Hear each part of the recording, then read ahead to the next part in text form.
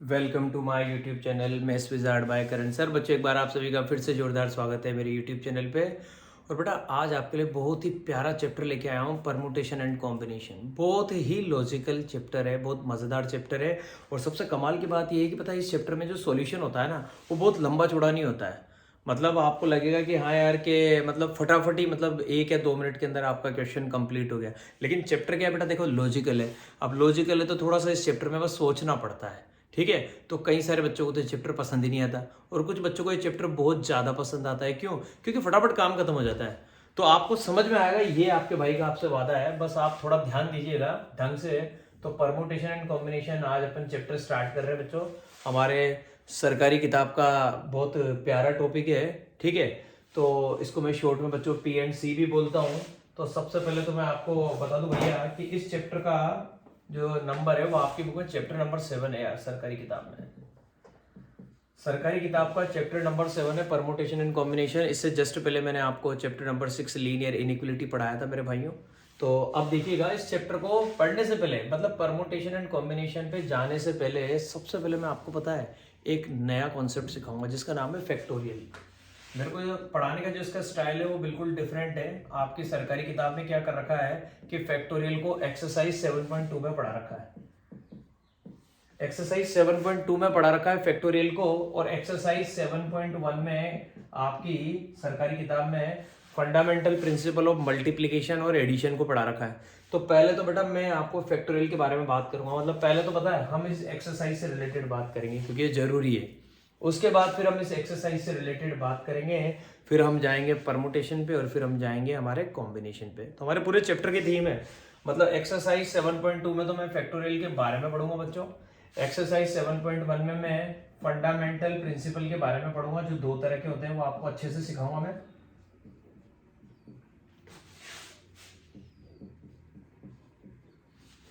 Fundamental principle जो है वो हमारे पास यहाँ पे बच्चों 2 तरीके के होते हैं, एक तो मल्टीप्लिकेशन होता है और एक एडिशन होता है। उनके बारे में मैं डिटेल में बताऊंगा।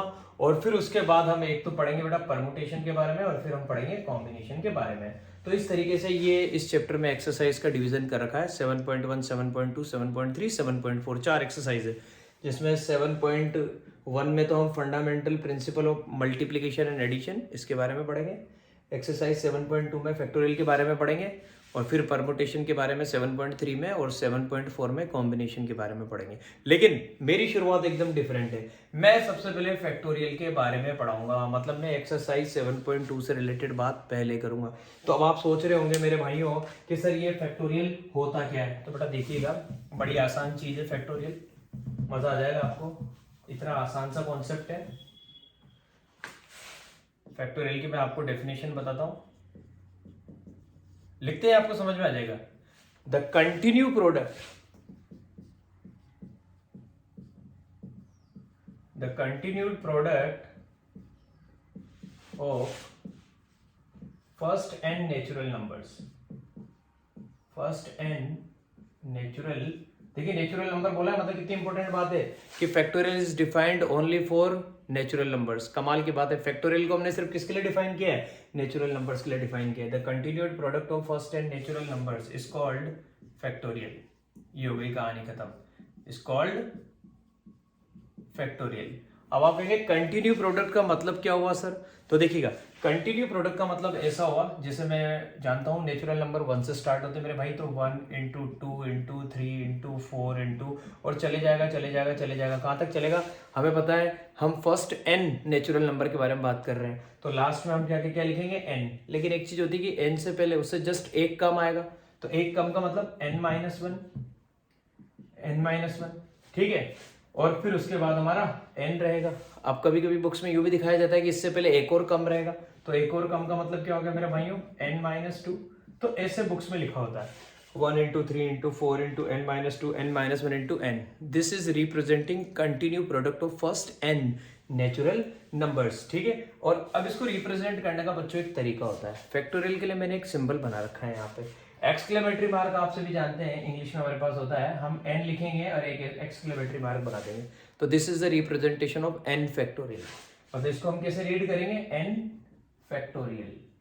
ये इसको रीड करने का तरीका होता है, n फैक्टोरियल। बुक्स में एक और सिंबल गिवन होता है, लेकिन जो मोस्ट पॉपुलर है वो ये वाला सिंबल है। सेकंड सिंबल यूँ होता है बच्चों, हम ऐसे लिखते हैं एन और यूँ करके ऐसे बना देते हैं एन फैक्टोरियल। तो एक तरीका ये है, एक तरीका ये है, लेकिन जो अपना तरीका है जो सबसे मोस्ट पॉपुलर है वो है ये एक्सक्लेमेटरी मार्क वाला एन फैक्टोरियल। ऐसे हम लिखेंगे, अगर ऐसा लिखा हुआ है इसका मतलब इसको कैसे रीड करेंगे, एन फैक्टोरियल। अब कुछ एग्जांपल देके आपको बताता हूँ। जैसे फॉर एग्जांपल कहीं पे लिखा हुआ है बच्चों 4 फैक्टोरियल, ये तो 4 फैक्टोरियल का मतलब पता है क्या होता है, 1 से लेके 4 तक के सारे नेचुरल नंबर को मल्टीप्लाई कर दो। 4 फैक्टोरियल का मतलब 4 इंटू 3 इंटू 2 इंटू 1। मैं उल्टा चलता हूँ, मैं इस तरीके से काम करूंगा। मतलब 4 फैक्टोरियल लिखा हुआ है, मतलब मैं बात क्या कर रहा हूँ, 4 से चालू कर रहा हूँ और कहाँ पे रुकना है, 1 पे रुकना है। 4 फैक्टोरियल का मतलब 4 इंटू 3 इंटू 2 इंटू 1, 4 3 जा 12, 12 2 जा 24, 24 को 1 से करेंगे 24, ये 4 फैक्टोरियल का आंसर आ गया। मतलब फैक्टोरियल को सोल्व करना आप सीख चुके हैं। कहीं पे लिखा हुआ है 6 फैक्टोरियल, इसका मतलब 6 से कहानी चालू करनी है और कहाँ तक चले जाओ, 1 तक चले जाओ।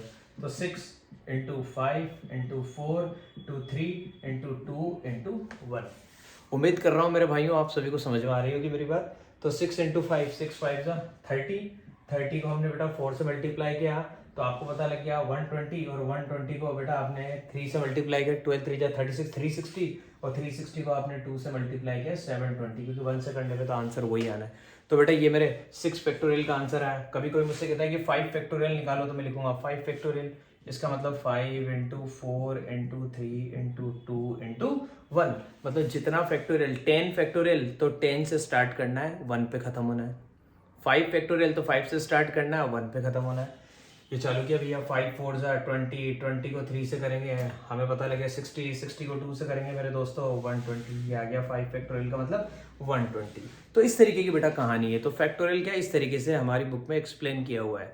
तो फैक्टोरियल क्या है, फैक्टोरियल का मतलब कुछ नहीं है, continue product of first and natural numbers. पहली बात तो ये, कुछ भी एग्जाम्पल आए हम इस तरीके से करेंगे। और सबसे जो इंपॉर्टेंट बात आप लोगों को यहाँ पे ध्यान रखनी है वो ये है, factorial is defined only for positive integers. Positive integer पता है मैंने जानबूझ के क्यों बोला, ऐसा इसलिए बोला क्योंकि आपको कई बार ऐसा देखने को मिलेगा कि 0 फैक्टोरियल गिवन होगा आपको, और 0 फैक्टोरियल की वैल्यू मैं आपको बता देता हूँ 1 होती है, क्योंकि 0 फैक्टोरियल का कोई सेंस नहीं है। इसलिए सेंस नहीं है क्योंकि 0 फैक्टोरियल का मतलब आपको बात करनी है 0 से और खत्म कहाँ पे करना है, 1 पे। तो आप इस तरीके से करेंगे 0 इंटू 1, लेकिन आंसर तो 0 ही, ठीक है। तो इस तरीके की बात ना करके हमने 0 फैक्टोरियल के लिए जो आंसर यहाँ पे आप लोगों को अडोप्ट करके दिया है, 0 फैक्टोरियल की वैल्यू आप लोगों को याद रखनी है 1। बस ये बात आप लोगों को हमेशा याद रखनी है। फैक्टोरियल 0, 0 फैक्टोरियल की वैल्यू क्या होती है बच्चों 1। अब साफ साफ बोल रहा हूँ, क्लियर बोल रहा हूँ कि भैया फैक्टोरियल जो है वो डिफाइन किया है सिर्फ पॉजिटिव इंटीजर्स के लिए। इसका मतलब नेगेटिव इंटीजर की कोई बात नहीं होगी, फ्रैक्शंस की कोई बात नहीं होगी, सिर्फ बात चलेगी 1 फैक्टोरियल, 2 फैक्टोरियल, 3 फैक्टोरियल, 4 फैक्टोरियल, मतलब जो भी हमारे नेचुरल नंबर्स है। अब आपकी बुक में फैक्टोरियल से रिलेटेड जो क्वेश्चंस दे रखे हैं वो किस तरीके के दे रखे हैं ये मैं आपको बता देता हूँ एक बार, ताकि आप लोगों को समझ में आ जाए कि भैया फैक्टोरियल का कॉन्सेप्ट किस तरीके का दे रखा है। ये 1-2 क्वेश्चंस तो मैंने आपको बताई दी। एक तो आपको इस तरीके के क्वेश्चंस मिलेंगे डायरेक्ट 7 फैक्टोरियल निकालो, 8 फैक्टोरियल निकालो। एक तो आपको इस तरीके का मिलेगा, एक जो कुछ अच्छा कॉन्सेप्ट है मेरे पास, बड़ा प्यारा कॉन्सेप्ट है, देखिएगा। एक दे रखा है, सॉल्व करो 4 फैक्टोरियल माइनस 3 फैक्टोरियल। तो बेटा ये 4 फैक्टोरियल माइनस 3 फैक्टोरियल, बहुत सारे बच्चे क्या कर देते हैं 4 माइनस 3 1 फैक्टोरियल लिख देते हैं, जो कि सबसे गलत तरीका है। 4 फैक्टोरियल अलग तरीके से सॉल्व होगा, 3 फैक्टोरियल अलग तरीके से सॉल्व होगा। 4 फैक्टोरियल का मतलब आएगा 4 इंटू 3 इंटू 2 इंटू 1, पहले उसको सोल्व करना। माइनस 3 फैक्टोरियल का मतलब 3 इंटू 2 इंटू 1, 4 3 जा 12, 12 2 जा 24, 24 को 1 से करेंगे 24 माइनस 3 2 जा 6, 24 minus 6, answer is 18।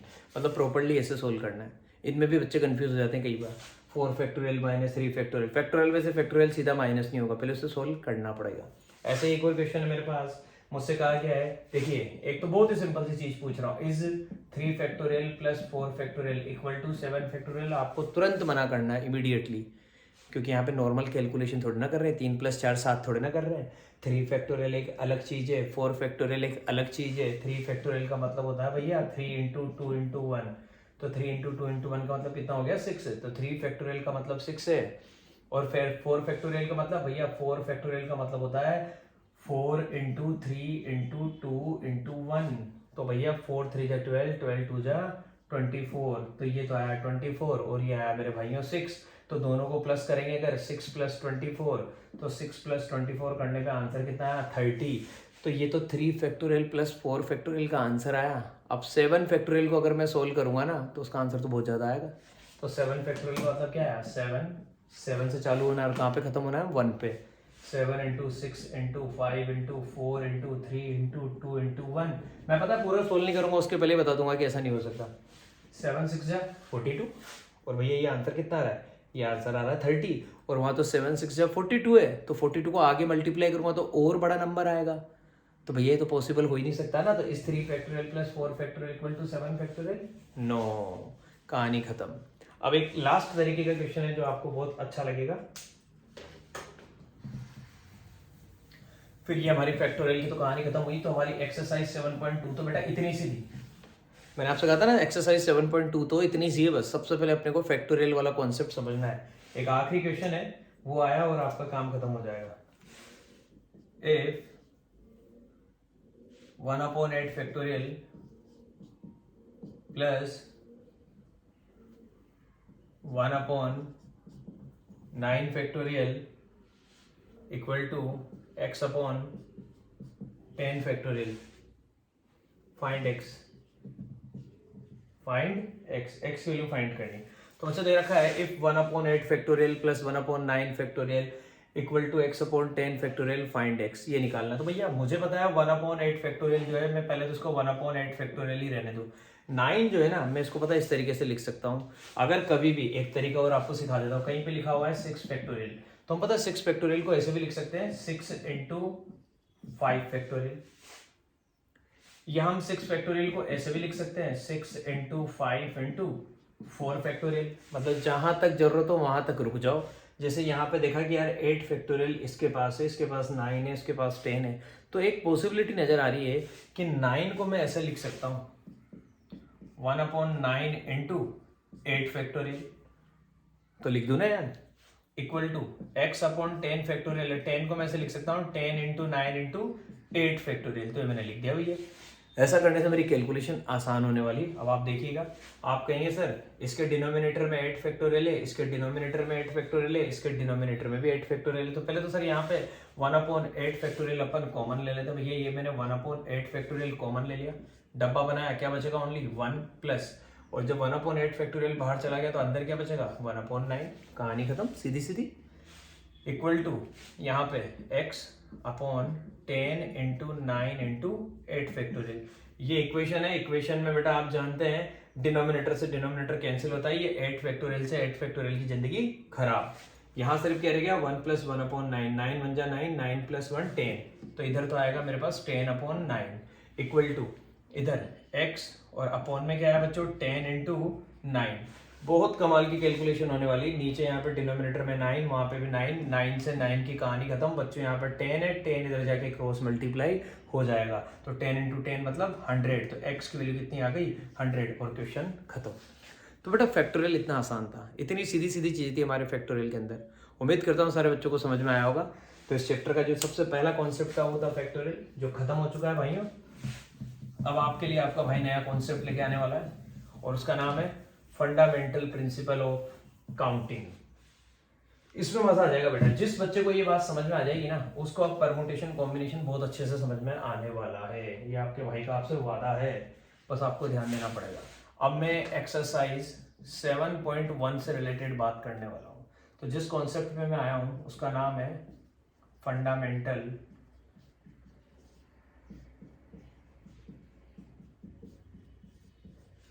Principal of counting. आपका भाई इतने अच्छे तरीके से आपके भेजे में बात उतारेगा, आपको इतने ढंग से समझाऊंगा मैं कि आप भी पूरी जिंदगी याद रखेंगे। Fundamental principle of counting, fundamental principle of counting जो है ना बेटा वो दो तरह से होती है। There are 2 methods. पहला principle of multiplication, fundamental principle of counting, तो पहला मेथड तो है principle of multiplication, principle of multiplication, और सेकंड मेथड है बच्चों प्रिंसिपल ऑफ एडिशन। पहले तो मैं आपको एक्सप्लेन करता हूँ, एक्सप्लेनेशन दे देता हूँ कि दोनों में होगा क्या, और जिन बच्चों को एक्सप्लेनेशन से भी बात समझ में नहीं आए तो उन बच्चों को मैं वादा करता हूँ जैसे मैं एग्जांपल दूंगा उनको मेरी पूरी बात भेजे में सेट हो जाएगी। तो हमारे पास फंडामेंटल प्रिंसिपल ऑफ काउंटिंग में दो चीज़ें हैं बच्चों। तो दो तरह का फंडामेंटल प्रिंसिपल ऑफ काउंटिंग होता है, एक तो है प्रिंसिपल ऑफ मल्टीप्लिकेशन, एक है प्रिंसिपल ऑफ एडिशन। तो कई सारे बच्चे कंफ्यूज हो जाते हैं कि कब प्रिंसिपल ऑफ मल्टीप्लिकेशन अप्लाई करें, कब प्रिंसिपल ऑफ एडिशन अप्लाई करें। मैं आपको इतनी बढ़िया अप्रोच बताऊंगा, आपको समझ में आ जाएगी मेरी बात। देखिए, सबसे पहले तो किसी भी प्रिंसिपल को समझने से पहले मैं आपको एक बात बता देता हूँ। जैसे आपके पास कोई दो काम है, if there are two jobs, या फिर कोई से भी दो इवेंट आपके पास है, जॉब बोले चाहे इवेंट बोले, बात एक ही। If there are two jobs, आपके पास कोई दो काम है या फिर कोई दो इवेंट है। If there are two jobs और टू इवेंट्स, ठीक है, उनमें से पहला काम करने का तरीका, आपके पास कोई दो काम है, उनमें से पहला काम करने के आपके पास तरीके हैं एम वेज, एम तरीके से आप पहला काम कंप्लीट करते हैं, और दूसरा काम करने के तरीके हैं एन वेज, और ये एक दूसरे से इंडिपेंडेंट है। आपके पास कोई सा भी टास्क का भी एग्जांपल दूंगा। If there are two job such that one of them, उनमें से पहला जो जॉब है उसको कंप्लीट करने के तरीके हैं एम, और जो सेकंड जो जॉब है उसको कंप्लीट करने के तरीके हैं एन वेज। तो आपको बोला जाए find the total number of ways, total कितने वेज आएंगे, total number of ways to complete the jobs. तो आप बोलेंगे इसी कंडीशन में m n jobs, m into n. तो फंडामेंटल प्रिंसिपल ऑफ मल्टीप्लिकेशन में ये काम होता है, पहला काम करने के तरीके एम, मतलब पहला इवेंट परफॉर्म जो होगा वो एम तरीके से हो रहा है, दूसरा इवेंट जो परफॉर्म होगा वो एन तरीके से हो रहा है। तो बेटा आपको अगर कोई बोला जाए कि अगर आपको वो इवेंट कंप्लीट करना है तो उसके तरीके आप बोलेंगे एम इंटू एन, मतलब एम एन। ये फंडामेंटल प्रिंसिपल ऑफ मल्टीप्लिकेशन में होगा, ठीक है। तो यहाँ पे completion of first and second, one first and second, यूं बोल रहा हूं मैं, फर्स्ट एंड सेकेंड, मतलब पहला और दूसरा दोनों। तो ये जो एंड वर्ड आता है ना, ये एंड वर्ड इंडिकेशन है प्रिंसिपल ऑफ मल्टीप्लिकेशन का। भी एग्जांपल दूंगा तो आपको समझ में आएगा और अच्छे से। और अगर आपसे कहा जाए कि भैया दो जॉब है, पहले जॉब को कंप्लीट करने का तरीका एम, सेकंड को कंप्लीट करने का तरीका एन, अब ये कैसे काम करेगा देखना। Then find the total number of jobs to complete either of the two jobs, दोनों में से कोई एक जॉब कंप्लीट करने का है टोटल नंबर ऑफ वेज। तो अगर आइदर वर्ड आता है या फिर और वर्ड आता है, ये अगर आपकी जिंदगी में आता है, एंड अगर आता है, तो एंड के लिए आपको क्या अप्लाई करना है, प्रिंसिपल ऑफ मल्टीप्लिकेशन। और अगर आइदर और वाली सिचुएशन आती है कि दोनों में से कोई एक जॉब कंप्लीट करने के तरीके, तो फिर उस कंडीशन में आपको प्रिंसिपल ऑफ एडिशन लगाना होता है, और वहां पे आप प्लस करेंगे। तो वहां पे टोटल नंबर ऑफ वेज होते हैं बच्चों m plus n, this is the difference. यहाँ पे टोटल नंबर ऑफ वेज होते हैं m प्लस एन, और यहाँ पे टोटल नंबर ऑफ वेज होते हैं बच्चों m इंटू एन। अब जिन बच्चों को कुछ भी समझ में नहीं आया, क्योंकि कई बार ऐसा होता है बच्चों की इसका जो एक्सप्लेनेशन होता है ना वो एकदम से भेजे पे स्ट्राइक नहीं करता है, उनके लिए फिर एग्जाम्पल है मेरी जिंदगी में। देखना दोनों चीजें भी एक सेकंड में समझ में आने वाली है आपको। भैया क्या हुआ, मैं मैथ्स क्विज करवा रहा हूँ बेटा स्कूल में, आपका भाई स्कूल में मैथ्स क्विज करवा रहा है, ठीक है, और 10 लड़के हैं और 8 लड़के हैं, 10 लड़के हैं और 8 लड़कियां हैं, और आपका भाई स्कूल में मैथ्स क्विज करवा रहा है। There are 10 boys and 8 girls in the school, ठीक है। और आपके जो सर हैं, आपके favourite Karan sir, teacher wants to select a boy and a girl. मुझे एक लड़का, teacher wants to select a boy and a girl, and आ गया देखना, the teacher wants to select a boy and a girl to perform the function. मैं एक maths quiz करवा रहा हूं, तो उस मैथ्स क्विज को परफॉर्म करने के लिए मुझे एक लड़के और एक लड़की की जरूरत है। Teacher wants to select a boy and a girl, ठीक है। तो ऐसी कंडीशन में मैं आपसे बोलता हूं कि भैया कितने टोटल नंबर ऑफ वेज यहां पे आएंगे, find the total number of ways, find total number of veg, ठीक है। कितने लड़के हैं बेटा क्लास में, 10 लड़के, कितनी लड़कियां हैं, 8 लड़कियां। A teacher wants to select a boy and a girl, ठीक है, टू रिप्रेजेंट द फंक्शन, इस मैथ्स क्विज में पार्टिसिपेट करवाने के लिए। तो ऐसी कंडीशन में टीचर को क्या करना पड़ा, the teacher has to perform 2 jobs, teacher को 2 जॉब परफॉर्म करनी पड़ी। आंसर देखिए कैसे स्टार्ट होगा, teacher is to perform 2 jobs, teacher is to perform 2 jobs. Teacher को 2 जॉब परफॉर्म करनी पड़ी। कैसे? पहली जॉब तो लड़कों में से लड़कों का सिलेक्शन, और सेकंड जॉब लड़कियों में से लड़कियों का सिलेक्शन। तो देखो दोनों एक दूसरे से इंडिपेंडेंट है। तो पहली खासियत तो ये होती है कि जो 2 टास्क है वो एक दूसरे से इंडिपेंडेंट होते हैं। मतलब ऐसा नहीं कि लड़कों को लड़कियों से मतलब है। क्या मतलब है? लड़कों का सिलेक्शन लड़कों में से होगा, लड़कियों का सिलेक्शन लड़कियों में से होगा। तो मुझे पता लग गया that teacher is to perform 2 jobs. पहला, selection of a boy, selection of a boy among 10 boys, among 10 boys, 10 लड़कों में से एक लड़के का selection, selection of a boy among 10 boys. और सेकंड जॉब जो टीचर को परफॉर्म करना है, same, selection of a girl among 8 girls. ये लो, ये टीचर को जॉब परफॉर्म करना है। पहला जॉब क्या परफॉर्म करना है? मैंने बोला था ना कि अगर 2 जॉब है, जैसे पूरी बात लिखी हुई है, जैसे यहाँ पे 2 जॉब मतलब पहले तो लड़कों का सिलेक्शन और सेकंड जॉब क्या है? लड़कियों का सिलेक्शन। और दोनों एक दूसरे से इंडिपेंडेंट है, कोई लेना देना नहीं है लड़कों को लड़कियों से, क्योंकि लड़कों का सिलेक्शन लड़कों पर डिपेंड करता है। तो selection of a boy among 10 boys. तो बच्चों 10 लड़कों में से एक लड़का चुनने का तरीका कितने हैं? 10 तरीके हैं बिल्कुल। तो मैं इसको कितने तरीके से परफॉर्म कर सकता हूँ? 10 वेज। इसको करने के तरीके कितने हैं बच्चों? 10 वेज। 10 तरीके से मैं ये काम कर सकता हूँ। और लड़कियां कितनी है? 8। 8 में से बेटा कोई एक लड़की सेलेक्ट करनी है, तो उसके भी तरीके कितने हो गए? 8 वेज। तो लड़कों को सेलेक्ट करने के तरीके तो हो गए 10, और लड़कियों को सेलेक्ट करने के तरीके हो गए 8। और मुझे ये दोनों काम करने हैं। जब मुझे दोनों काम करने होते हैं ना, दोनों में से कोई एक नहीं, अगर दोनों में से कोई एक करना है तब तो प्रिंसिपल ऑफ एडिशन। और अगर मुझे दोनों ही जॉब कंप्लीट करने तब जाके मेरा टास्क कंप्लीट माना जाएगा। जब मैं ये दोनों चीज़ें पूरी करूंगा तब जाके मेरा टास्क कंप्लीट होगा। और एडिशन में क्या होता है? दोनों में से कोई एक करना होता है और आपका टास्क कंप्लीट हो जाता है। अब आपके भेजे में 100% उतर गई होगी मेरी बात। अगर इन दोनों को करता हूं तब जाके मेरा काम खत्म होगा, तो वो है प्रिंसिपल ऑफ मल्टीप्लिकेशन। और इन दोनों में से किसी एक को करने से ही अगर मेरा काम खत्म हो जाता है तो वो होता है प्रिंसिपल ऑफ एडिशन। तो मेरा काम कब खत्म होगा? जब मैं ये भी करूं और ये भी करूं। तो टोटल नंबर ऑफ वेज आ जाएंगे बच्चों 10 × 8, दैट इज 80 वेज। और काम क्या आया? Principal of multiplication. अब सेम क्वेश्चन को आपका भाई देखना, सिर्फ लैंग्वेज चेंज करेगा। अब आपके पास सेम कहानी है, बिल्कुल सेम, सब कुछ सेम, सारा सब कुछ सेम। पिक्चर ये है, सेम कहानी। क्लास में 10 बॉयज है, 8 गर्ल्स, 10 बॉयज है, 8 गर्ल्स है।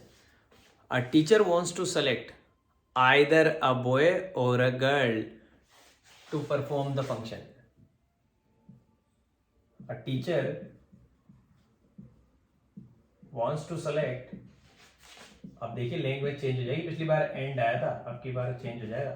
A teacher wants to select either a boy or a girl to perform the function। मतलब मैथ्स क्विज कंप्लीट करवाने के लिए, सीधी सी बात है। शॉर्ट में लिख दिया फंक्शन को। 10 लड़के और 8 लड़के हैं। टीचर को क्या करना है? या तो किसी एक लड़के का सिलेक्शन कर ले। यहाँ पे आपकी बार कोई बाउंडेशन नहीं है कि एक लड़का लाओ और एक लड़की लाओ, ऐसी कोई बाउंडेशन नहीं। पिछली बार क्या था? लड़का लाओ लड़की लाओ। A teacher wants to select a boy and a girl.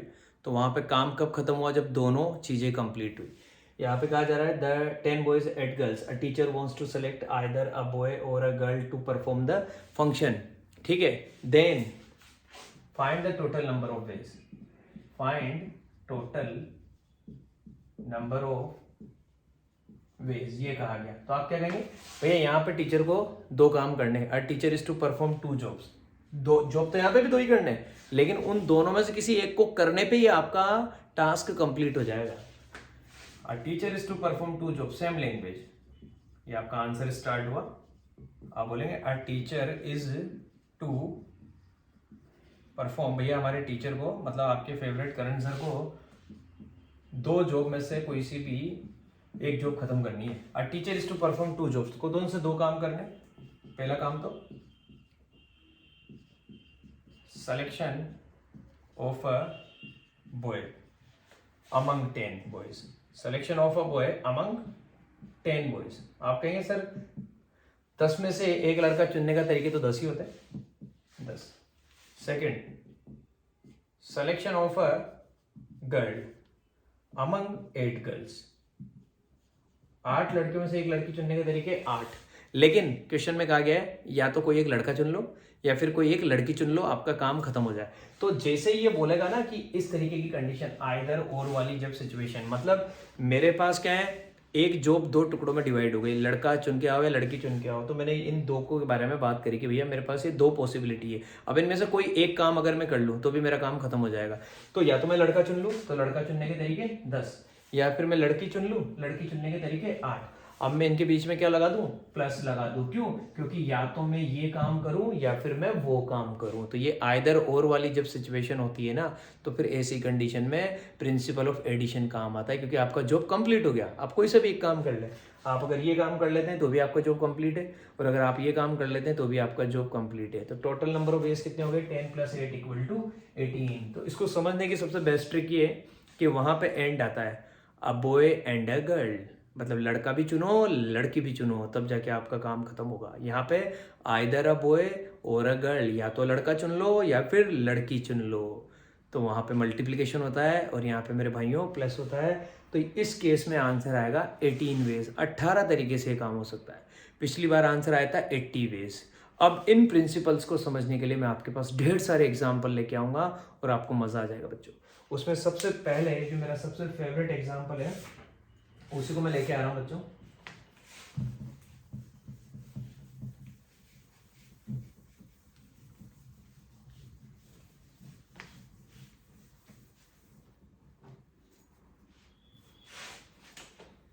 बच्चों मेरे पास 3 पैंट है, करण है 3 पैंट्स और 2 शर्ट्स। करण है 3 पैंट्स एंड 2 शर्ट्स। कहा जा रहा है how many different pairs of a pant and shirt, how many, कितने तरीके से मैं पेयर बना सकता हूं, how many different pairs of a pant and how many different pairs of a pant and a shirt can he dress up। तो करण भैया कितने तरीके से ये काम कर सकता है, can he dress up with, तो इनके साथ कितने तरीके से करण ड्रेसअप कर सकता है। करण के पास क्या बच्चों, 3 पैंट है और 2 शर्ट है। Karan has 3 pants and 2 shirts, how many different pairs, मतलब मुझे क्या करना है, 2 को एक साथ लेना है, मतलब एक पैंट के साथ तो एक ही शर्ट पहनूंगा ना यार। तो how many different pairs of a pant and a shirt can he dress up. तो बेटा पहले तो सीधी सीधी सी बात है कि यार आप लोगों को लग रहा होगा कि यार कौन सा यहाँ पे प्रिंसिपल काम में आएगा। तो मुझे लग रहा है कि आप लोगों को शायद डायरेक्ट बात समझ में आ रही होगी कि यहाँ पे सीधी सीधी सी बात है, pant and a shirt, how many different pairs of a pant and a shirt. इस वर्ड ने डायरेक्ट ही क्लियर कर दिया कि एंड आ रहा है, मतलब यहाँ पे प्रिंसिपल ऑफ मल्टीप्लिकेशन काम में आएगा। तो सीधी सीधी सी बात है, मुझे तो आंसर अभी से पता लग गया कि 3 पैंट के लिए तरीका आएगा 3 और 2 शर्ट के लिए तरीका आएगा 2। तो 3 × 2 आंसर कितना आएगा, 6 वेज आएगा। और इसका परफेक्ट एक्सप्लेनेशन अगर किसी को और चाहिए और डिटेल में घुसना है तो देखना, करण के पास कितने पैंट है बेटा, 3 पैंट। पहली पैंट को मैंने बोल दिया मेरे भाइयों P1 और सेकंड पैंट को मैंने बोल दिया मेरे दोस्तों P2। ये देखना आप, पहली पैंट को मैंने बोल दिया P1, सेकंड पैंट को मैंने बोल दिया P2 और तीसरी पैंट को मैंने बोल दिया P3। अब इस पहली पैंट के साथ 2 शर्ट मैं कैसे सेट कर सकता हूँ, शर्ट को अपन बोल देते पहली शर्ट S1 दूसरी शर्ट S2। तो मैंने क्या किया भैया, पहली पैंट के साथ अगर मैं S1 को यूज करता हूँ पहली शर्ट को, तो तरीका आ जाएगा P1 S1।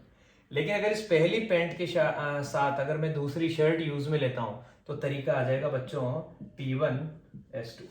पहली पैंट पहली शर्ट, पहली पैंट दूसरी शर्ट। अब इसके बाद कहानी आगे क्या जाइए, अगर मैं अब की बार मेरी पैंट चेंज कर देता हूं, सेकंड पैंट ले लेता हूं और सेकंड पैंट के साथ बेटा अगर मैं शर्ट पहनता हूं पहली वाली, तो मेरे पास जो तरीका आ जाएगा दोस्तों वो आ जाएगा P2 S1।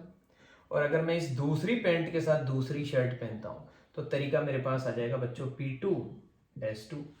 अब इसके बाद लास्ट पॉसिबिलिटी तीसरी पैंट के साथ, तीसरी पैंट के साथ अगर आपने पहली शर्ट पहन ली तो आपके पास तरीका आ जाएगा मेरे भाइयों P3S1, और इसके साथ अगर आपने दूसरी शर्ट पहन ली तो आपके पास तरीका आ जाएगा मेरे दोस्तों P3S2। अब आप काउंट करके देख लीजिए बच्चों, 2 4 और 2 6, मतलब टोटल आपको कितने वेज मिले, 6 वेज मिले। तो ये मैंने आपको पूरा एक्सप्लेन करके दिखा दिया कि ऐसा हुआ रियल में। अगर अपन प्रैक्टिकली भी इस चीज़ को देखें ना, कि मैं ये काम करके देखूं कि भैया मैंने पहली पैंट पहनी, इसके साथ मैंने एक शर्ट पहन ली, फिर अब मैंने पैंट यही रखी, दूसरी शर्ट पहन ली, तो अगर मैं ये काम करूँ तो मैं 6 तरीके से कर सकता हूँ, इससे ज़्यादा नहीं कर सकता।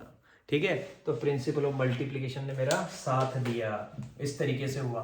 एक और एग्जाम्पल देता हूँ, उसमें भी आपको बहुत मजा आएगा।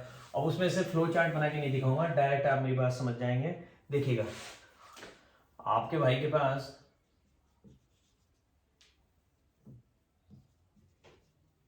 करण है two school bag, 2 school bag है आपके भाई के पास, 2 स्कूल बैग है। फ्लैश बैग में चला गया बच्चों, स्कूल में पढ़ा करता था जब की बात है। करण है two school bags, 3 tiffin boxes, 3 tiffin box है, और 2 वाटर बोतल है, 2 वाटर बोतल्स है। ठीक है, मुझसे कहा जा रहा है कितने तरीके से, in how many ways can he carry these items. In how many ways, कितने तरीके से, ऐसे क्वेश्चन आते हैं chapter, in how many ways, कितने तरीके से ये काम हो सकता है। In how many ways can he carry these 3 items, these can he carry these items choosing one each, मतलब जरूरी है एक तो लेना ही पड़ेगा कोई ना कोई, choosing one each, ये इंपॉर्टेंट कंडीशन है, choosing one each। ठीक है, तो भैया कितने तरीके से कर सकता हूँ, सीधी सीधी सी बात है, मेरे पास 2 स्कूल बैग है, तो यहाँ पे देखिए आपकी बार जॉब कितने हैं, 3 जॉब है, तो जॉब 2 से ज्यादा भी हो सकते हैं, लेकिन काम खत्म कब माना जाएगा, जब सारा का सारा टास्क कंप्लीट हो। तो 2 स्कूल बैग को चुनने का तरीका 2 तरीके से भी मैं स्कूल बैग कर सकता हूँ। 3 टिफिन बॉक्स, तीनों के तीनों अलग है, तो उनको करने का तरीका 3 तरीके, तो इनको करने के तरीके 2, उनको करने के तरीके 3, और 2 वाटर बोतल को ले जाने के तरीके 2। तो मुझे पता है कि मुझे ये पूरा काम करना है। In how many ways can he carry these 3 items, ये तीनों आइटम्स कैरी करने, ये भी करना है, ये भी करना है, ये भी करना है। ऐसा थोड़ी कि इनमें से कोई एक करना है, क्वेश्चन की लैंग्वेज सब कुछ कह देती है, ये भी करना है, ये भी करना है, सब करना है तो करो, सब करना है मतलब मल्टीप्लाई, 2 × 3 6, 6 2 12, 12 वेज से मैं ये काम कर सकता हूँ। आया मजा? अब क्वेश्चंस लाता रहूंगा और मजा आते रहेंगे आपको। अब आपकी एक्सरसाइज की क्वेश्चन लेके आऊंगा कुछ।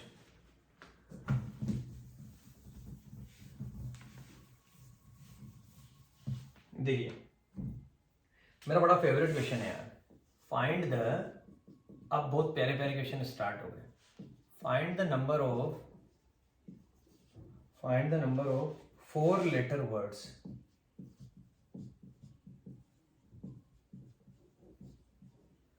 Find the number of 4 letter words with और विदाउट मीनिंग। ये बात बड़ी अच्छी है, मतलब ये दिमाग नहीं लगाना कि इसका कोई मीनिंग होता है कि नहीं होता है, होता है तो भी ठीक है, नहीं होता है तो भी ठीक है। Find the number of 4 letter words, 4 letter का वर्ड बनाना है, विद और विदाउट मीनिंग, विद और without meaning, which can be formed, meaning which can be formed out, which can be formed out of the letters of the word, letters of the word rose। ये मेरे पास एक word है रोज, इस रोज word के अंदर 4 letter है, are है, ओ है, एस है, ई है। इन चारों लेटर से कितने 4 लेटर के मैं वर्ड बना सकता हूं जिनका कोई मीनिंग हो चाहे ना हो, वर्ड रोज। अब आगे आपको कुछ बात कही जाती है, where the repetition of the letter is not allowed. ये कंडीशन है जब भी दी जाएगी ना, आप जब आगे इस चैप्टर में और आगे चलेंगे तो आपको और मजा आएगा कि जब भी मैं कोई कंडीशन आपको दिया करूंगा ना, दरअसल में ये जो क्वेश्चन है ना, ये परमुटेशन का क्वेश्चन है। परमुटेशन भी एक अरेंजमेंट ही होता है, आगे जाके आएगा आपके पास, लेकिन इसको पता है मैं फंडामेंटल प्रिंसिपल से भी कर सकता हूं, तो आपको इसलिए ये पहले पढ़ाया जा रहा है। Where the repetition of the letters, where the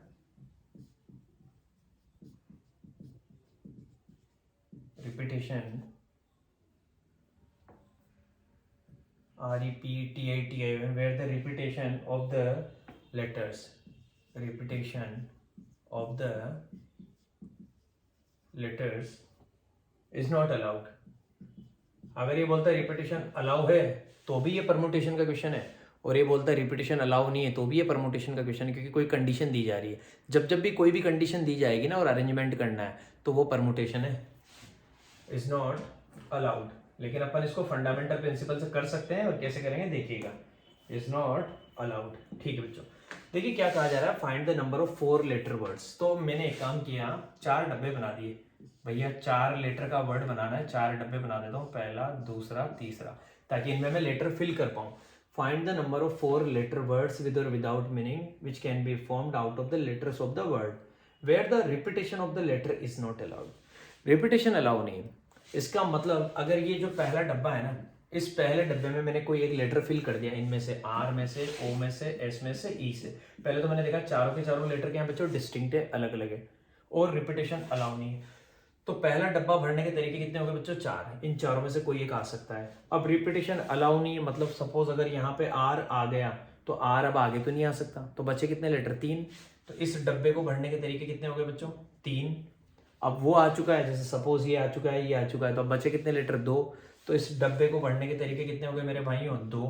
और अब वो भी आ चुका है, तो अब एक लास्ट पॉसिबिलिटी रह सकती है कि अब जो बच गया वो यहीं आएगा, तो इसको भरने के तरीके कितने हो गए? 1. तो आंसर क्या आएगा बच्चों? आपको ये पूरा टास्क कंप्लीट करना है, और यहाँ पे रिपीटेशन आपका अलाउ नहीं है, तो आप आंसर किसे लिखेंगे? 4 × 3 × 2 × 1, दैट इज योर आंसर. 4 3 12, 12 2 24. तो 24 letters where the repetition is of the letter is not allowed. तो how many letters of the word? 4 letter words, 24. 24 आप ऐसे वर्ड बना सकते हैं. ये हो गई हमारी कहानी खत्म. इसके बाद आप आ जाइए. अगर कोई कह देता है यहाँ पे, मैं आपको वो बात भी हाथ के हाथ बता देता हूँ ताकि आपको दिक्कत ना आए. अगर कोई कह देता ये नोट हटा देता और बोला जाता if the repetition of the letter is allowed, repetition allow है, तो पता है यही क्वेश्चन कितना प्यारा बन जाता. अगर रिपीटेशन अलाउ है तो हम क्या कहते हैं? फिर तो कहानी खत्म करो ना यार. रिपीटेशन अलाउ है तो यहाँ पे भी 4 में से कोई भी आ सकता है, यहाँ पे भी 4 में से कोई भी आ सकता है, यहाँ पे भी कोई भी आ सकता है, यहाँ पे भी कोई भी आ सकता है. तो रिपीटेशन अलाउ में तो जितने लेटर हैं सब छाप मारो. यहाँ पे भी 4 4 4 4, तो आपका आंसर आएगा भैया 4 × 4 × 4 × 4, मतलब 4⁴, and the answer is 256. This is the difference. अगर रिपीटेशन अलाउ नहीं है तो आंसर आएगा 24, और रिपीटेशन अलाउ है तो आंसर आएगा दोस्तों कितना? 256. अब देखिएगा next question.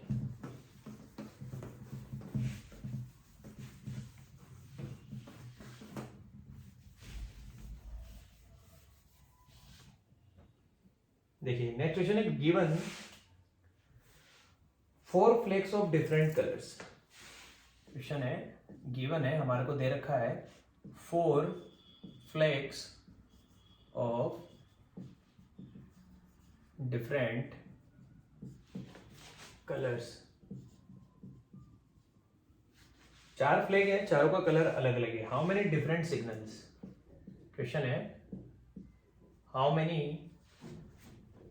Different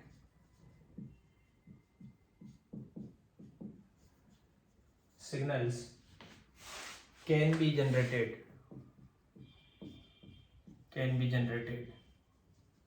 How many different signals can be generated if a signal requires? ये है अब काम की कंडीशन. मतलब कंडीशन दी होती है हर बार, कुछ ना कुछ कंडीशन दी जाएगी, और कुछ ना कुछ कंडीशन देने का मतलब परमुटेशन है. तो मैं आपसे बार बार कह रहा हूँ कि मैं इन सारे क्वेश्चंस को परमुटेशन की हेल्प से भी कर सकता हूँ. परमुटेशन क्या होता है? वो भी एक अरेंजमेंट ही है, वो भी बिल्कुल ऐसे ही चलेगा, कुछ भी नहीं, बस वहां पे एक फॉर्मूला लगाते हैं. If signal requires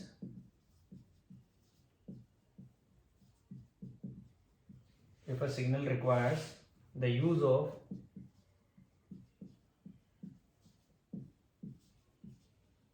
two flakes, one below the other. Signal के लिए तो 2 फ्लैग की जरूरत है बस, one below the other. बहुत ही सीधा क्वेश्चन है, one below the other. मैं क्या कह रहा हूँ, क्वेश्चन जितना बड़ा ना आंसर उससे भी छोटा है. One below the other. आपके पास 4 फ्लैग है भैया, 4 फ्लैग अलग अलग कलर के हैं, लेकिन आपको क्या करना है, एक सिग्नल देना है जिसमें 2 फ्लैग का यूज करना है ओनली। तो भैया 2 फ्लैग का यूज करना मतलब मैं एक काम करता हूँ ना, 2 डब्बे इस तरीके से बना देता हूँ, क्योंकि एक के ऊपर एक काम कर रहा है, वो बोल रहा है वन बिलो द अदर, एक नीचे और एक उसके ऊपर। तो एक नीचे वाली स्ट्रिप फिल करनी, एक ऊपर वाली स्ट्रिप फिल करनी। 4 फ्लैग है, चारों का कलर डिफरेंट है, और मुझसे कहा गया है if a signal require the use of 2 flags. तो बेटा इसका मतलब मैं यहाँ पे 4 में से कोई सा भी एक कलर फिल कर सकता हूँ। तो इसको फिल करने के तरीके कितने हो गए, 4। और बोला if a signal require the use of 2 flags, और सारे के सारे जो फ्लैग है वो डिफरेंट कलर के हैं।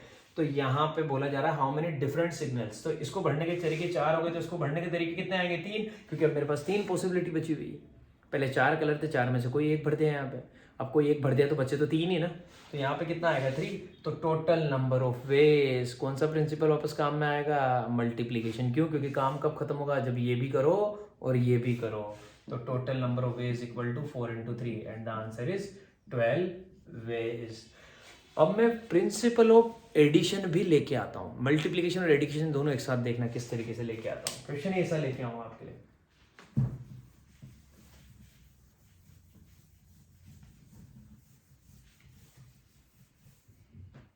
क्वेश्चन है find the number of different signals, find the number of different signals that can be generated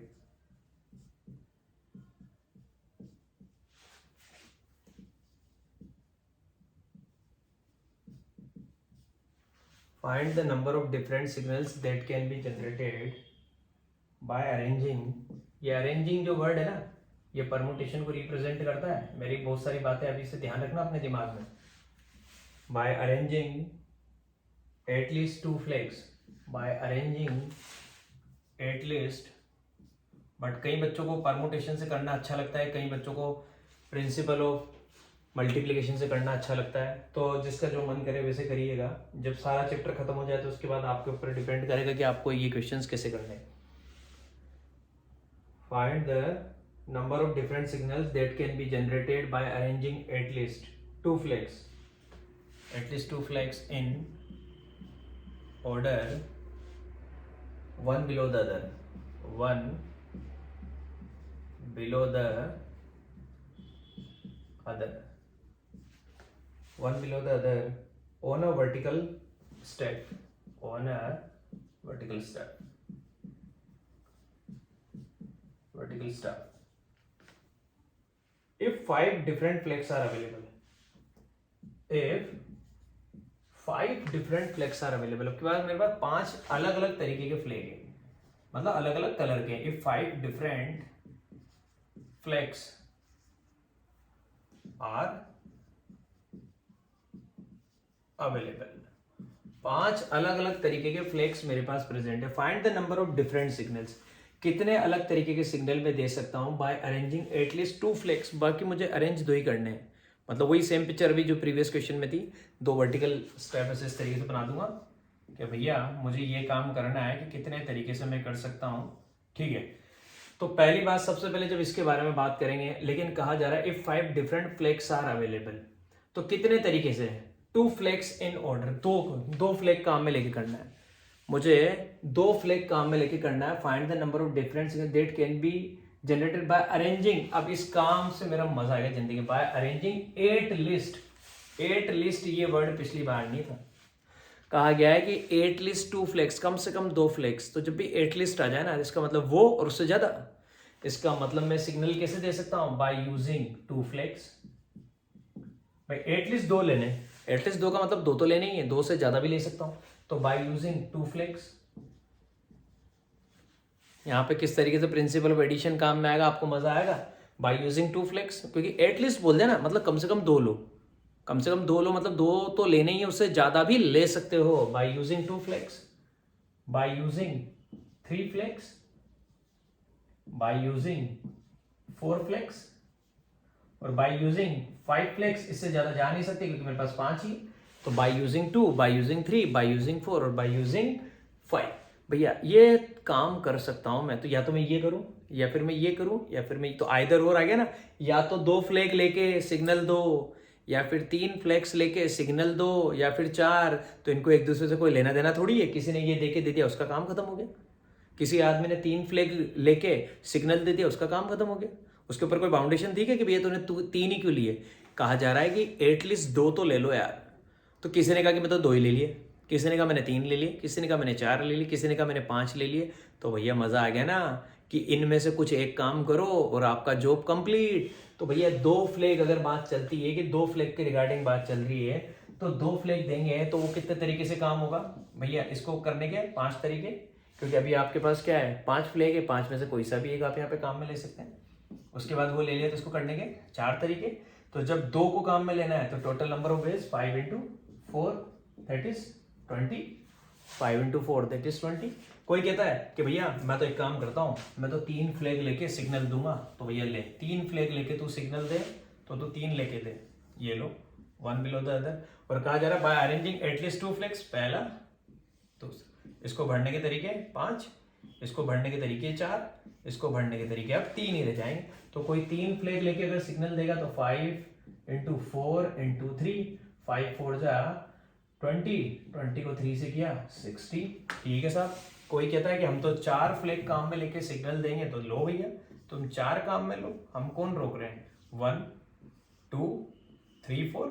इसको भरने के तरीके 5, इसको भरने के तरीके 4, इसको फिल करने के तरीके 3, इसको फिल करने के तरीके 2। तो अब की बार कैसे आंसर आएगा? 5 into 4 into 3 into 2। तो भैया जो आंसर आया था उसको 2 से मल्टीप्लाई कर दो, आंसर आ गया मेरा 120। कोई भाई कहता है कि भैया हम तो पांचों के पांचों फ्लैग काम में लेंगे और हमारा सिग्नल देंगे। आपकी मर्जी भैया, पांचों काम में ले लो, ये लो ले लो 5 ही काम में, हम थोड़ी पकड़ते हैं किसी को। 1 2 3 4 और 5, ये लो भैया।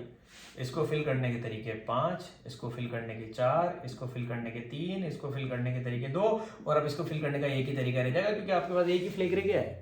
तो इसका आंसर भी यही आना है। तो देखिए 5 फ्लैग को जब काम में लेंगे तो 5 into 4 5 into 4 into 3 into 2 into 1। और ऐसा होने पे आपका आंसर क्या आएगा मेरे दोस्तों? वही, क्योंकि 120 को 1 से करेंगे तो 120 ही आएगा। तो ये आंसर आ गया आपका 120। अब क्वेश्चन में कहानी अब आएगी, कहानी का ट्विस्ट अब है। अब आएगा प्रिंसिपल ऑफ एडिशन किस तरीके से काम आएगा। भाई अभी तो किसी ने कहा 2 फ्लैग काम में ले लो, ठीक है।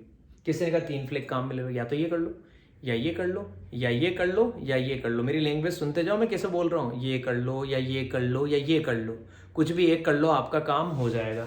तो भैया अब आपका काम हो जाएगा तो लास्ट में जाके आपको आंसर कैसे देना है? Total number of ways, total number of signals, क्योंकि डिफरेंट सिग्नल्स बताने थे। तो टोटल नंबर ऑफ सिग्नल्स कैसे? ये प्लस ये प्लस ये प्लस ये, तो मल्टीप्लिकेशन तो यहाँ काम आया। और जब इनमें से आपको कोई एक करके दिखा दो, तो किसी ने कहा कि भैया हमने तो 2 फ्लैग लेके दे दिए तो 20, प्लस किसी ने कहा हमने 3 फ्लैग करके दे दिया 60, किसी ने कहा हमने 4 फ्लैग करके दे दिया 120, किसी ने कहा हमने 5 करके दे दिया अगेन 120, 120 प्लस 120 240, 240 प्लस 60 300, और 300 प्लस 20 320। तो number of different signals 320 different signals can be generated. ये हो गया मेरे दोस्तों हमारा बहुत ही बेहतरीन वाला काम। मैं उम्मीद करता हूँ अब सारे बच्चों को प्रिंसिपल ऑफ मल्टीप्लिकेशन और एडिशन भेजे में उतर गया होगा, चमक गया होगा सबका कि हाँ कि यार खतरनाक तरीके से काम हो गया, क्योंकि इतना अच्छा एग्जाम्पल दिया है। ये मेरा सबसे फेवरेट एग्जाम्पल है इसको समझाने का। अब मैं आपके लिए 1-2 क्वेश्चन और लेके आ रहा हूँ बेटा इसी पे।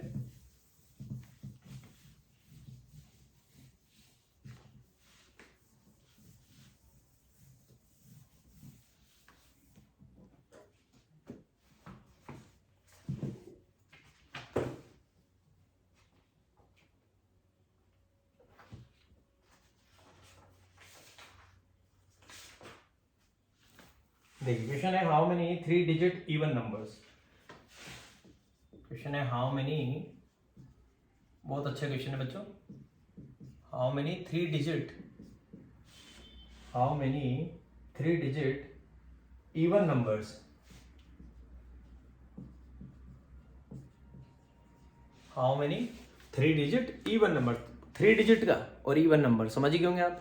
3 डिजिट का नंबर है मतलब कैसे, हमारा 100 से चालू होगा और 999 पे खत्म होगा।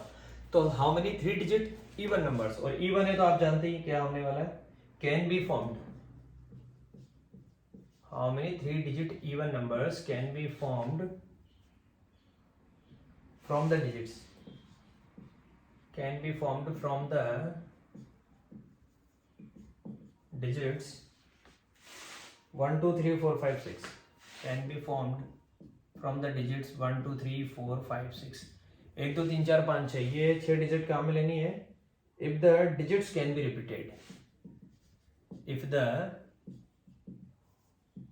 digits can be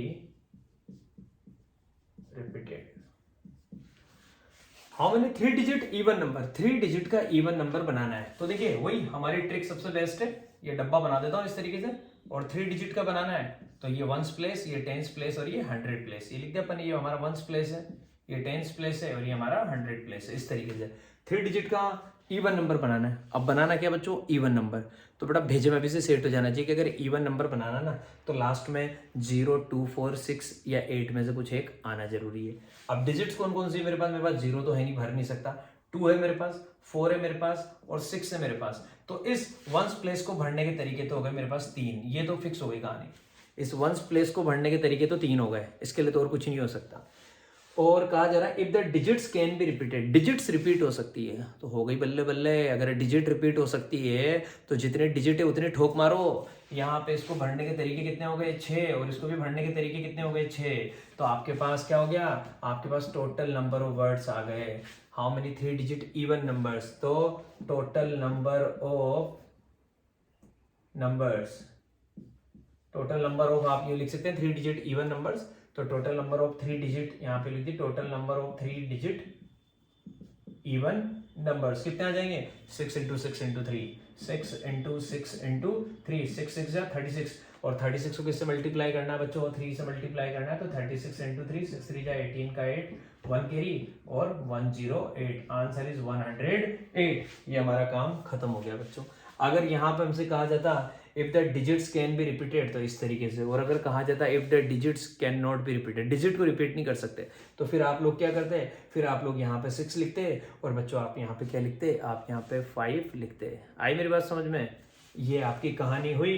और उससे पहले एक चीज पे बड़ा फोकस करना पड़ता कि भैया अगर यहाँ पे इसको भरने के 3 तरीके हो गए तो एक डिजिट तो वैसे ही खत्म हो गई, एक डिजिट तो वैसे ही खत्म हो गई, तो बचे कितना, ये ध्यान जरूर देना 5, और इसके लिए 4 ये लिखना पड़ेगा।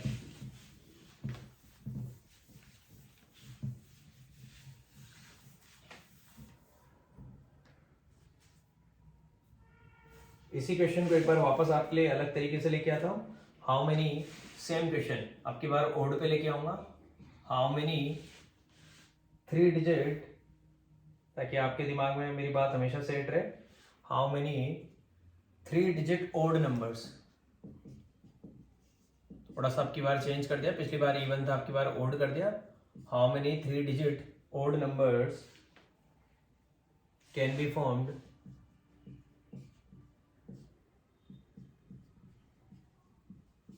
how many 3 digit odd numbers can be formed by using the digits, same question है, बस जानबूझ के मैंने इसलिए चेंज किया कि अभी मैंने इवन के लिए लिया था, अब मैं ओड के लिए ले रहा हूं, ठीक है। Can be formed by using the digits, same digit 1 2 3 4 5 6, 1 2 3 4 5 6। पिछली बार यहाँ पे ओड की जगह इवन लिखा था, बाकी पूरा क्वेश्चन सेम है इफ, लेकिन अब की बार पार्ट 2 लेके आऊंगा ताकि आपका पूरा कंफ्यूजन खत्म हो जाए। फर्स्ट पार्ट, द रिपीटेशन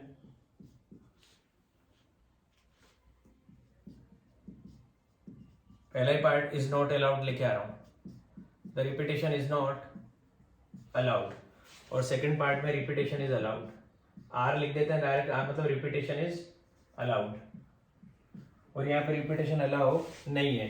तो देखिएगा ये हो गई हमारी कहानी, किस तरीके से चलेगा मेरा, मुझे 3 डिजिट का बनाना है, तो वही मेरी कहानी, 3 प्लेस बनाऊंगा, 1s प्लेस 10s प्लेस और 100 प्लेस। क्या बोला गया है, 1 2 3 4 5 6, ये मुझे बोला गया है। तो 1 2 3 4 5 6 बच्चों अगर मुझे बोला गया है तो मैं बहुत अच्छे से जानता हूँ। ओड नंबर अगर मुझे बनाना है तो ओड नंबर बनाने के लिए मैं यहाँ पे वंस प्लेस पे पहले 1 लिख सकता हूँ, 3 लिख सकता हूँ और 5 लिख सकता हूँ। तो इसको भरने के कितने तरीके हो गए बच्चों? इसको भरने के तरीके हो गए मेरे पास 3। बात पे पूरा अच्छे से फोकस करना। तो इसको भरने के तरीके हो गए 3। अब इन तीनों में से कोई एक डिजिट तो यहाँ पे आ जाएगी, तो बची डिजिट कितनी? ओनली 5। तो ये बात पे ध्यान देना। तो बची डिजिट ओनली कितनी मेरे पास? 5, क्योंकि इनमें से कोई एक मैं यहाँ पे भरूंगा। तो फिर टेंस प्लेस पे उन 5 में से कोई सी भी एक डिजिट आ सकती है। अब अगर उनमें से कोई एक डिजिट यहाँ पे आ गई तो बची मेरे पास डिजिट ओनली कितनी? 4। तो फिर इस 100 प्लेस को फिल करने के मेरे पास 4 ही तरीके हैं। तो जब रिपीटेशन अलाउ नहीं है तो ऐसी कंडीशन में जो टोटल नंबर्स मेरे पास बन के आएंगे वो आएगा बच्चों आंसर 3 × 5 × 4। 5 4 जा 20, 20 को 3 से करेंगे 60। तो इस फर्स्ट पार्ट का आंसर तो आ गया 60। लेकिन अगर मैं सेकंड पार्ट के बारे में बात करूं जहां मुझसे कहा जा रहा है रिपीटेशन इज अलाउड, तो बेटा काम ही खत्म है ना। इसको फिल करने के तरीके तो आप जानते हो। तो फिक्स अगर ओड नंबर बनाना है तो यहाँ तो आपको 3 ही लिखना पड़ेगा। बाकी फिर इसके बाद आप चेक करेंगे कि भैया इसको तो 3 लिख दिया, डिजिट कितनी है? 1 2 3 4 5 6। तो इसको फिल करने के 6 और इसको भी फिल करने के 6। 6 6 36 और 36 × 3 108। वही हमारा सेम आंसर। ये हो गई बेटा हमारी कहानी खत्म। अब कोई क्वेश्चन अगर मुझे लगता है आपके लिए यहाँ पर लेना चाहिए इससे रिलेटेड तो मैं देखता हूँ। बाकी तो लगभग बेटा मैंने सारी बात आप लोगों को बता दी है।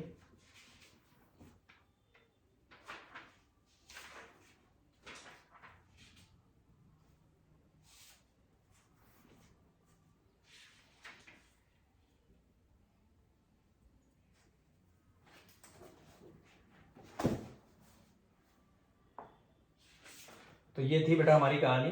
तो कुछ इस तरीके के हमारे क्वेश्चंस थे जो कि खत्म हो चुके हैं।